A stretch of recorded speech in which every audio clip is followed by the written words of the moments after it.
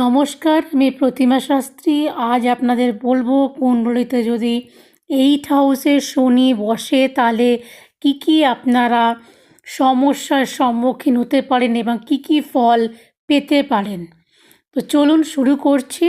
সবার আগে বলবো কি, কুণ্ডলিতে অষ্টম ঘরে যদি শনি বসে, এই ঘরে শনি এমন কাউকে নির্দেশ করে যিনি কঠোর পরিশ্রম করে, ধৈর্যশীল হয় এবং ব্যয়ের ক্ষেত্রে বিবেচনা করে।